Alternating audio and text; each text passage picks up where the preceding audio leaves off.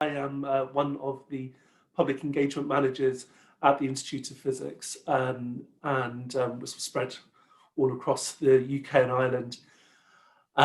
My role is to manage the portfolio of public engagement that we do in and around our new-ish building in London, which opened in 2018 in Islington on Caledonian Road, right round the corner from King's Cross Station. So just to give you a little bit of information about the Institute of Physics, we are the learned society for physics and physicists. And what is he doing at the Royal Society of Biology, I hear you ask silently. But all of this will hopefully become clear as I keep talking. But like the Royal Society of Biology, we work with physicists and people that study physics and physicists in the industry all across the UK and Ireland, and indeed all over the world through our international programs and IOP publishing. A really key part of our work is our public engagement work, and lots of those done through our members in branches and national committees all across the UK and Ireland. A couple of years ago, we started a new strategy, which is called Unlocking the Future. And a really key part of that strategy is a new campaign from the Institute of Physics called Limitless. And Limitless is all about getting the people that do physics post-16 to resemble society at large. So really recognizing that there are mismatches between the people that do physics after 16 and the makeup of society.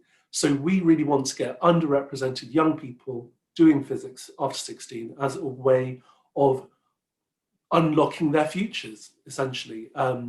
We recognize that physics isn't just something you study to become a physicist or a physics teacher. You can do a bit of physics at 16 and that unlocks the hugest variety of different paths for further study, for vocational study, for technical routes and beyond. So doing physics at 16 is a fantastic choice for every young person. Even if you want to go to study biology, I'm sure there are lots and lots of people in the audience who've done physics that really informs what they do now, and which is a part of the story that we want to tell. But we're not just doing that by going up to young people and saying, hey, do physics. Because if we're the only voice telling them that, then that message won't work. Because if everyone else is saying, hey, do something else, because all you're going to do is become a physics teacher, and what's the point of that? We want to work with everybody surrounding a young person in their life.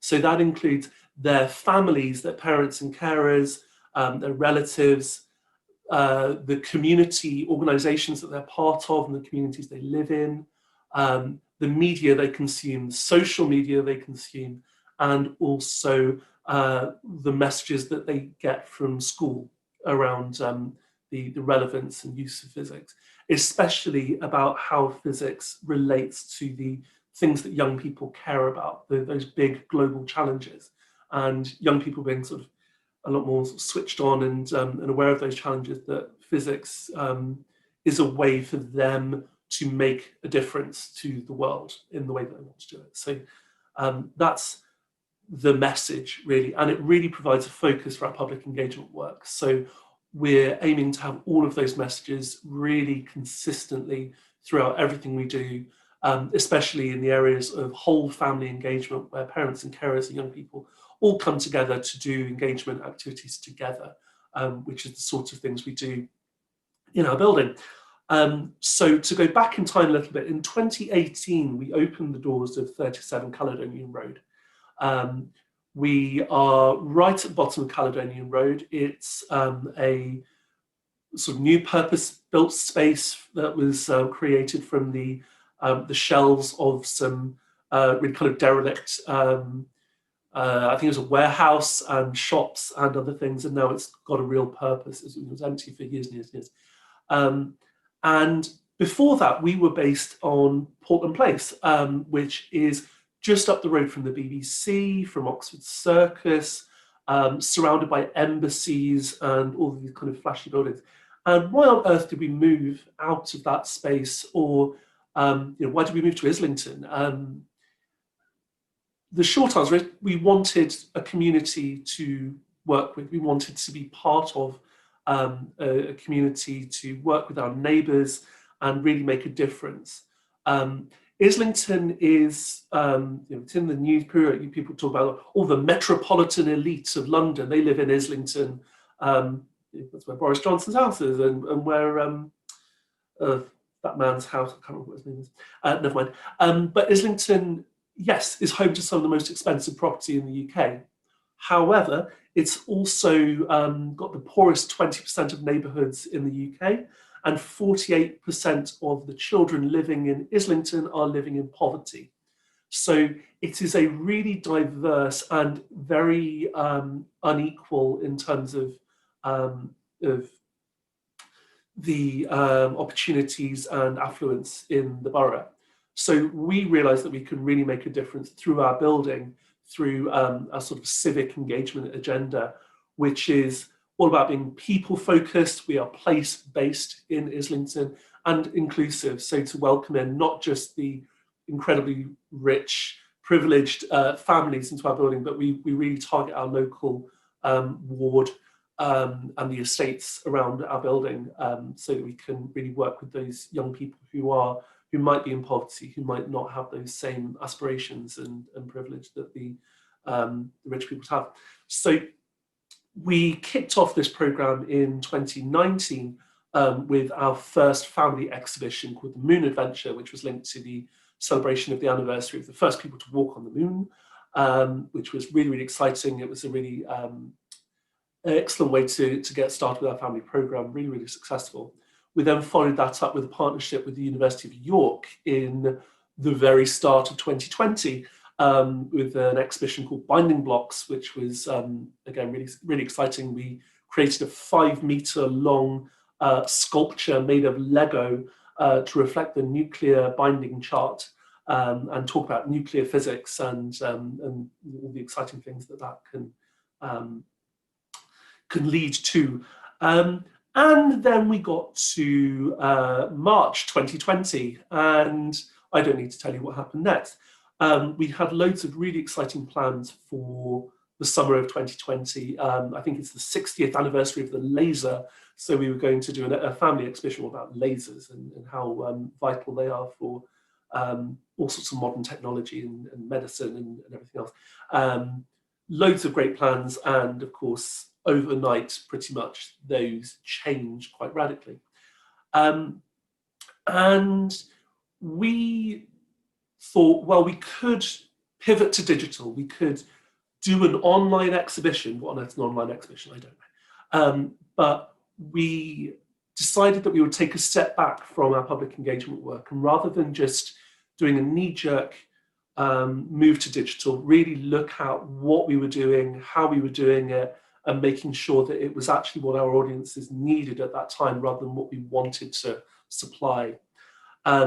So what we found was that the pandemic was really just amplifying the existing inequalities in society and disrupting learning for young people who really, that wasn't an option, and they were experiencing these huge damages to their learning, their aspirations, their well-being. So how could we address that with our public engagement work?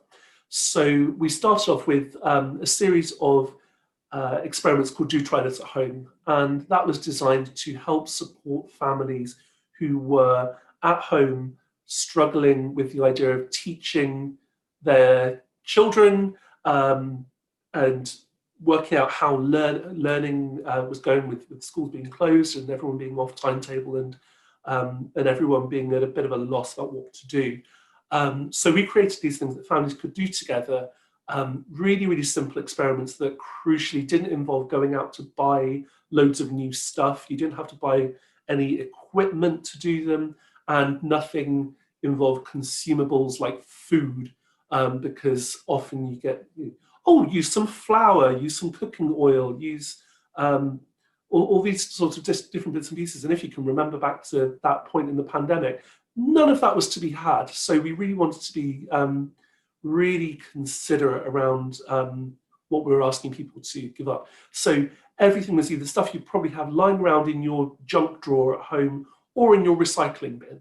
And from there, do some really fun activities, which were designed to get families talking about physics, discovering things together, and sort of enabling that conversation to really happen. So parents, carers who didn't have any kind of physics background, who didn't have science beyond, even before sort of GCSE age, they could feel confident about doing something with their children to get them excited about science in a very low risk kind of way.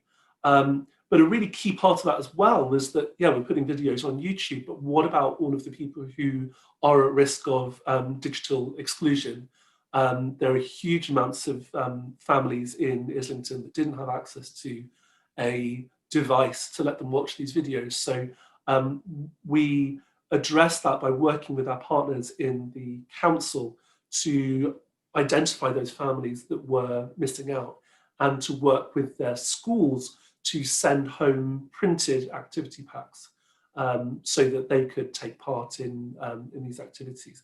And we then went on to create some experiment packs, which were included in as part of a community festival that went to people's homes so they could, things like string and balloons and other bits and pieces that you might not have lying around if you are really in need and you've not got anything lying about, you can still take part in these experiments. And this led on to the development of our first winter activity pack for the Christmas holidays. And that really came at a time when everything was going a bit wrong in terms of the recovery from the pandemic. Things were about to get an awful lot worse, as well we know. But we worked with, knowing that this might be on the horizon, that kids might not necessarily be going back into school in January. We wanted to create something that would be useful for the school holidays and into term time that, again, families could do together at home and really support the key thing that we heard from teachers around literacy and vocabulary and writing and reading. So we introduced all of those things via stealth through the lens of physics. So our activity pack didn't just include things to make and do, it also included creative challenges to write something or draw something and label it. We had all sorts of different features related to winter, because of course it was winter at the time, and and puzzles and things like that that really did good things for comprehension and improving spelling and other things like that. So those were really well received by teachers, and that's been then informed our new activity pack, which is coming out very shortly, which we're very, very excited about. And this has sort of informed how we can use public engagement as a way of contributing to the equitable recovery from the pandemic. We're still in it, it's still happening. Inequalities are still being amplified, but we can really strategically deploy our public engagement resources to help address some of the impacts with the people that have been hardest hit. We're about to embark on a partnership with the National Literacy Trust, for example, which we are going to work with them to reach families that literacy is a real problem, but literacy is the key to huge amounts of opportunity. So introducing physics and science in there as well is going to be a really powerful thing that we can do. And this really just links back to Limitless. Limitless is a social justice movement. We want to remove barriers, boost aspirations, provide the access to positive role models that young people might not have in their lives, to say that you can do whatever you want in the future. You can change your world. You can achieve your aspirations, and those aspirations shouldn't be limited by the experiences of the people around you. And physics is really a crucial part of that, and it's the key to unlocking all of these pathways ahead of you. That's what we think anyway. And this comes back to the power of public engagement, really. It's by harnessing the power of giving people a relationship to science and technology in the broadest sense. It's all about building a more empowered and equitable society. So that's what I want to sort of hopefully inspire you with at the end of this, is that by doing public engagement, you are contributing to this social change.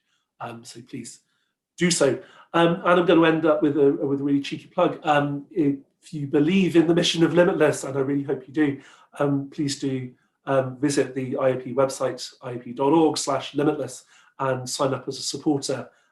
Especially if you've got any kind of physics background, we want to hear from you. We want to help share your story. So please do get in touch with us.